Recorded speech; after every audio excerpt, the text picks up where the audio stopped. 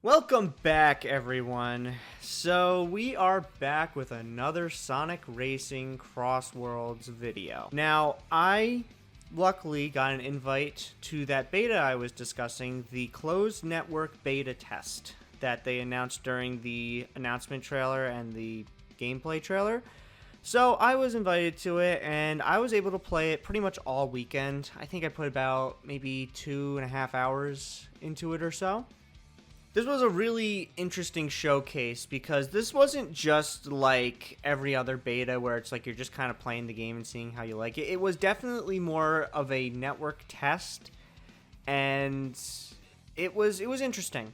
So I kind of want to go over some of the specific bullet points I made here just so I can remember what I'm supposed to be talking about, because sometimes they get a little sidetracked. So I just want to make sure I cover all these bullet points that I wrote down for myself so that we can make sure we go over everything that I wanted to talk about today. So without further ado, let's get into it. Firstly, I would like to discuss the visuals because obviously it's one of the first things you're going to see. It is a beautiful game. I gotta be honest here, guys. A lot of Sonic games haven't really looked all that great up until Frontiers. Frontiers looks great. I think that's a very beautiful game. It does have a little bit of issues, but I think overall it's a pretty nice looking game. Then Shadow Generations stepped it up even further. That game looks amazing. And now Sonic Racing Crossworlds, I'm going to be honest, this looks like a next-gen kart racer, and I'm really happy about that. They definitely improved the graphics, and I think it's also because, yes, they have to develop this game for the Switch, but I think that they're not trying to prioritize that, so they're just trying to make a really nice looking game. This was also made in Unreal Engine 4, I believe. I believe that's what was being developed on. And it's impressive how well Unreal Engine 4 is holding up. Unreal Engine 5, while yes, it does look better, has a lot more issues, and that's why people try to stay away from it if they can. Hopefully, issues with it get resolved soon, but I think overall, Unreal Engine 4 is still just a good option. In fact, that's what Final Fantasy VII Remake and Rebirth were being developed on, so I wouldn't be surprised if the Final Fantasy VII Remake trilogy game is going to be developed in Unreal Engine 4 because the assets are already made and everything. But anyway, getting back on topic here. Next, I wanted to discuss the characters. I think a lot of the character choices here are awesome. And I think that the character choices for the demo are really cool. We got Sonic, Tails, Knuckles, Amy, Cream, the rabbit, which was kind of a surprise to me. I was surprised that they had her in this, but, you know, I wasn't against it. Omega, Eggman, Zaz for some reason, I don't know. And did I say Shadow? I don't know if I said Shadow, but Shadow's here too. It was definitely an interesting character lineup because, yes, you had your staple characters, but then you had a couple of oddballs. Like I said, Zaz and Cream were definitely some weird characters. And Omega without Rouge. I don't know. It was a little weird, but it was still cool. It was a nice character lineup. You got a couple power characters. You got a couple acceleration characters slash, I guess, technique is what they're called. Technical characters like Tails and I don't know if Amy is. I think Amy might be a speed type. I don't know. Then, you know, you got Sonic, obviously, and Shadow, who are speed types. I don't know what the fuck Zaz is. Zaz is just there. God. Why? I don't know. Anyway. The characters are cool. I think their animations in game are really nice. They're a lot more expressive than they were in the other racing games. And that's very much appreciated by me because I love how Sonic characters animate. And when you make them with the squash and stretch and they're constantly doing movements and they're dynamic, it keeps you interested. I mean, my eyes are always glued on the screen when they're doing all these weird flips and tricks and stuff. It's cool. It's really cool. Then there was a very set number of stages here, or courses, I guess, rather. We had, it's called E-Stadium, which is basically Electro Dome from Mario Kart 8. It's like that, except a Sonic version of that, which is interesting, but it was an okay course. I mean, it's fine. Very standard. Definitely feels like, okay, this is like the first course. This is the main course. In fact, this course has a tutorial on how to drift and such, which doesn't make a lot of sense considering this was an online beta test and you could only choose certain stages at a time. So E-Stadium wasn't even the first stage I played, and then I learned how to drift after I finally got to E-Stadium. Even though I already kind of knew how to drift because Mario Kart, but that's besides the point. It was just a little strange. There was Water Palace from Sonic Rush. Doesn't really look anything like Water Palace. I didn't even realize this was from Rush originally until I heard it in a video. I was like, wait a sec, that's from Rush? Oh yeah, Water Palace was from Rush. What the hell? So honestly, that makes me really happy because this means that they're going to be taking from all kinds of Sonic games, including the handhelds. So I'm hoping that we get a Rush Adventure stage, and maybe we'll get a Triple Trouble stage. Probably not, but that would be really freaking cool. Advanced stages would be awesome. God, imagine like Music Plant. Oh, that'd be so cool. There was Metal Harbor. That was a cool stage. It looks a lot like Afterburner from Sonic and All-Stars Racing Transformed, but it's not. It's Metal Harbor, and it's still really fun. So, I mean, I'm happy that that stage is in there. There was Rainbow Garden, which is an original stage. A little strange. It's like it looks like it takes place on like the Starfall Islands from Sonic Frontiers, but I don't know. It might just be kind of a generic flower stage. I don't know. Then there was Wonder Museum, which is definitely a unique stage. It's a museum that has a bunch of Sonic assets in it where you just kind of drive around, and there's like Lost World stuff, there's Frontier stuff that are all on display. It's like a museum because it is a museum, but it's interesting. It's a very interesting stage. I was pretty impressed with how it was like designed. It was definitely a cool stage, and I don't think that Mario Kart has anything like that, so it was pretty cool to drive through that stage. Then there was 2 Sonic Hero stages. Ocean View, which is basically Seaside Hill slash Ocean Palace from Sonic Heroes. Oh my god, Water Palace, Ocean Palace. It's fun. It's fine. It's pretty much the same stage as it... Well, actually, no. That's a lie. It is a differently designed stage. It just has the same assets as Sonic Heroes and also the previous racing games. This is literally from Sonic and All-Stars Racing Transformed and Sonic and Sega All-Stars Racing. It's just that the level is designed differently, which I do appreciate that it is designed differently. It's got the same music, though, which is the Toot Toot Sonic Warrior from Sonic CD. I thought that was pretty funny that they retained that, but, you know, I don't know. It's interesting. I think that was all the stages that you could play. But then there was also the Crossworld mechanic, which I'm just going to explain this real quick.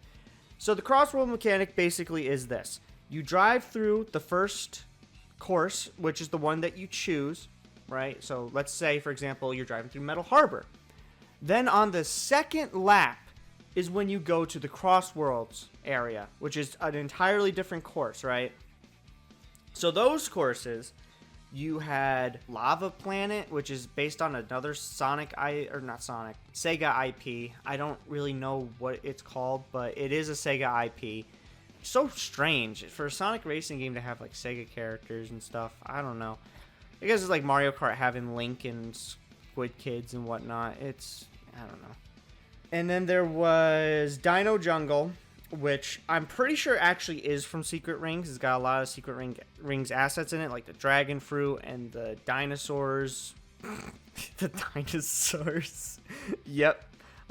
Dino Jungle has dinosaurs. Go fucking figure. Then there was Roulette Road, which is also from Sonic Heroes. But once again, it's just differently designed. So it's not the same as Sonic and All-Stars Racing Transformed. Thank God. It is a different course. Thank God. Then there was... It's called Kraken Bay. It's not called Pirates Bay or whatever it was called from Sonic and the Secret Rings. I'm pretty sure it's supposed to be kind of a combination of Sonic and the Secret Rings and just like an original course, sort of, because the Kraken was not in Sonic and the Secret Rings. But the assets do look very similar to Secret Rings, so I will say that there is a possibility that this is supposed to be sort of a Secret Rings track. I don't know, but they're definitely pulling off like some original tracks slash like new... I don't know. It's weird. It's really weird. It's like they're taking old stuff, but they're doing new stuff. I don't know. It's interesting. I'm definitely curious to see what else they got in store. Sky Road from Team Sonic Racing makes a return. The amount of times I got Sky Road was staggering. Oh my god. I could not stand this stage. This is like the 5th time in a row I got it. I was like, people, please stop choosing this. So I didn't actually finish talking about how the laps work in this game. So second lap, you go to a Crossworld, which is an entirely different course from a selection of courses that they have. Then on the third lap, you go back to the original course that you started on. So, for example, that we had was Metal Harbor. So, first lap is Metal Harbor, second lap is a Crossworld, and the third lap is back to Metal Harbor. But the cool thing about the third lap, just like All Stars Racing Transformed, the course is dynamic, meaning that it changes as you play, which is really cool. I really like that. It's a good idea, and it keeps the whole course unique and interesting. Every single time you play it, it feels different. And I think that it's also good that the third lap isn't also a Crossworld. Can you imagine how confusing and chaotic it would be if the third lap was also a Crossworld? I don't know. I think that get kind of annoying after a bit. But it's good. It's good. I'm pretty happy with how they handled that stuff. It's a very unique mechanic. No other racing game I know has this mechanic with being able to change dimensions and completely change the course altogether, which I did run into a pretty stupid glitch that I'm going to get into later about this Crossworld thing. But for the most part, when it's not glitchy and it's working and everything is smooth as butter, it's great. Speaking of smooth as butter, the frame rate was a beautiful, crisp 60 FPS, stable, did not get any frame drops. It was wonderful. And I gotta say, the netcode, whatever they're using, it's very well done. It's very well done. Now, maybe this game's probably gonna be crossplay, because you can see that everybody had PlayStation icons, which definitely indicates to me that there's gonna be crossplay. So if there really is crossplay, I'm pretty sure I saw that there was gonna be crossplay, but let's just assume that maybe there won't be. Let's say perchance there is going to be crossplay, right? I think that this game will run pretty well. Hopefully it will, but at least between your own console, it runs beautifully. 60 FPS, I'm pretty sure it was like 900p, maybe 1080p, but it was a very, very nice looking game. Very, very nice performance. So there's also some kart customization I want to talk about. I think it's pretty cool. You design your karts before you actually do anything, and you can choose between your selection of karts, which is nice. I think it's better than how Mario Kart 8 handles it, where you have to create your kart every single time you boot it up or play a course or whatever. This way you can just make presets, choose your kart whenever you want. It's way better in my opinion, because I only use a set number of karts anyway. I don't really stray away from them too often, so when I do want to stray away and be funky, then I'll just create a new one. It's nice. I think it's a lot more seamless than Mario Kart, and yeah, it's definitely better. I also think it's really cool that characters are not locked to the karts anymore. So let's say you want to play Sonic, but you want to be in a power vehicle, you can do that now. You no longer have to be strained to just a speed vehicle, which is a lot more vulnerable. So speaking of being vulnerable, there are also rings on the track, which work similarly to the coins in Mario Kart 8, where if you collect your max amount of rings, which is 100 as a base stat, you get faster, you get more speed, you get more acceleration. It makes a huge difference, and you want to make sure that you have as many rings as possible. But unlike Mario Kart, it's very easy to lose your rings here. If you bump into walls, bump into characters, get hit by items, fall off a ledge, you lose rings. We're gonna get into that. But yes, you can lose rings in a lot of ways, and it can get a little frustrating, but I'm gonna get into that very shortly, so hang tight on that one. But it is nice being able to have your characters in any kart you want. And no, there was no extreme gear in this beta test, but I think the reason why they did that is because they know everybody's going to be using the freaking extreme gear. I'm going to be using extreme gear. Everyone I know is going to be using the extreme gear. It's the coolest thing to use. It's just like the bikes in Mario Kart. Everybody likes using the bikes because they look cool and they're just cool to have, right? And extreme gear is just freaking cool.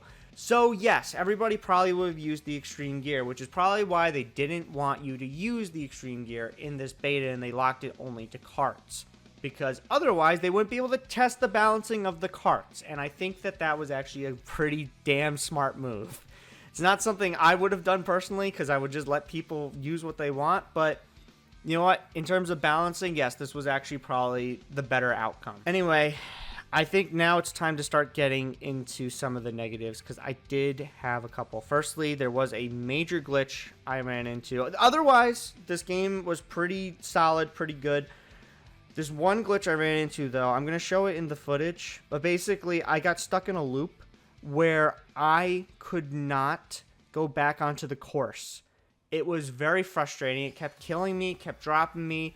I was not getting back onto that damn course, and it ended up making me lose the race, and it sucked. I mean, I wasn't doing that good in the race anyway, but it just did not help that I got stuck there and the game bugged out.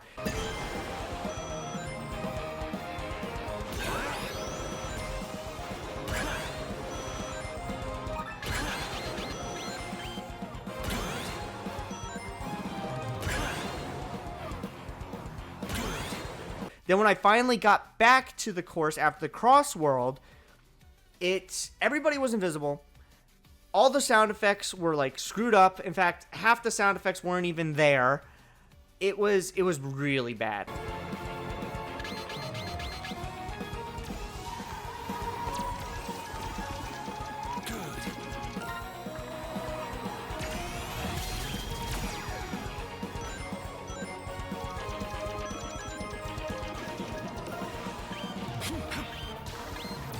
And I've heard some people actually run into this glitch, so I really hope this gets patched. I really hope Sega sees everybody's feedback on that. They gotta fix that. This is a game-breaking glitch.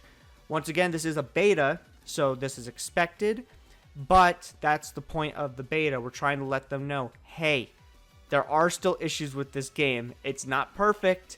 You need to make sure you work these kinks out, otherwise the game is going to end up like crap. Which is good that they did this beta test, because that's a pretty game-breaking bug right there. So hopefully they see that and iron it out.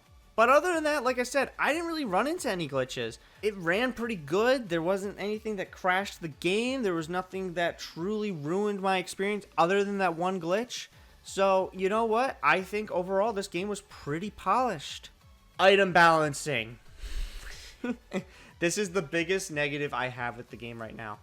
This game is chaotic.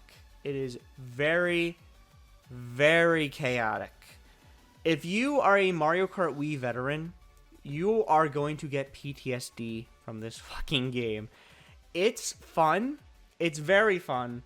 But the amounts of shit that you have to deal with and the amount of times I got quote-unquote Mario Karted is staggering. Firstly, the freaking saw blade item needs to either go away or it needs to be just super, super rare, because this freaking item slows you down to a goddamn halt and it ruins all your momentum. It is an awful item. Then there's so many items that send you all the way back to 12th place. It's very frustrating, and for the love of God, Sega, please fix that. It sucks. It sucks, it sucks, it sucks. And then it doesn't help the fact that you need to get rings. And when you get rings and you get hit by literally everything, including bumping into walls, it sucks. It sucks. I get bumping into other players making you lose rings. That's fine. Bumping into walls should not make you lose rings. It should not make you lose rings. It sucks. I hate that. I hate it. I hate it. I hate it. I hate it. Please fix that, Sega. Please fix that. And don't say skill issue, because I swear to God, it is such a pain in the ass making some of these turns and then bumping into a wall and then losing like all your rings because you bumped into one fucking wall. Holy shit. And like I said, these items, the frequency at which you get them and the frequency in which you get good-ass items, including the monster truck, which is basically the bullet bill, and the drill wisp, which is also basically the bullet bill. Yes, there are 2 bullet bills in this game. Actually, you know what? I take that back. The monster truck is more like the Mega Mushroom from Mario Kart Wii. And then the drill wisp is definitely the bullet bill equivalent. Yes, these items are cool. Yes, they are cool references. I like the wisps being in this game. I have no problems with that. It's the balancing of it. It's way too chaotic. The amount of times that these people get these goddamn good heat-seeking missile items is annoying. It's very annoying. With that said, I think they're very creative. I think they've got a lot of good potential.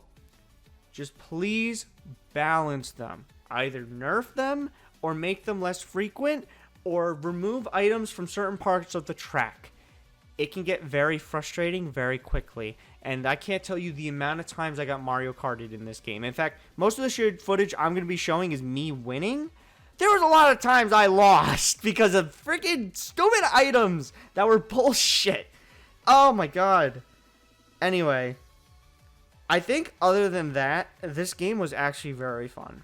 I know that I just spent a lot of time ranting about that because it is a legitimate issue I have. I think Mario Kart can be annoying with items, but it's at least balanced enough that it's still fun to play. This game doesn't feel skill-based. Half the time I don't even know what I'm doing because it's chaotic as hell. But when you are playing well, and the game will basically tell you when you're playing well, you can tell when you're playing really well, it feels really good. It feels like a faster version of All-Stars Racing Transformed, which is good because I really like All-Stars Racing Transformed. I just felt like that game was a little slow at times. This game has the air tricks from all the Sonic Racing games, which is awesome. It's such a good mechanic. I think it's a little more forgiving than All-Stars Racing Transformed and Sega All-Stars Racing. But I do think that it's awesome that it's even here. I mean, it's a Sonic Racing staple in my opinion, and I'm really excited to see what the rest of this game is going to have. I'm excited to see what courses they're going to have, what characters. Once again, go freaking wild. Just get all kinds of characters. We have Sonic Prime characters that are already confirmed. There's going to be a DLC season pass. Add some of those comic characters. Add Tikal and Chaos from Sonic Adventure. Add Marine the Raccoon from Sonic Rush Adventure. Just go wild. Just go absolutely insane. Just add whatever you can. And more importantly, just add as many possible courses as you can as well. Once again, add from all the different games. Sonic Rush courses, there's a Sonic Rush course in this game already. So it gives me some hope. Maybe we'll see a Sonic Advance stage. Maybe we'll see a Sonic Rush Adventure stage. I think that's a lot less likely, but that would be really damn cool. Sonic 06, I think, is definitely on the table. Sonic Unleashed, I'm excited to see what this game has in store, and I'm just really excited. I did forget to talk about the music. The music's fine. I feel like it's always kind of overshadowed by how loud and chaotic it can be, so hopefully the music will actually be really good, because TSR, as much as I didn't like Team Sonic Racing, had a banger soundtrack, guys. It had such a good soundtrack.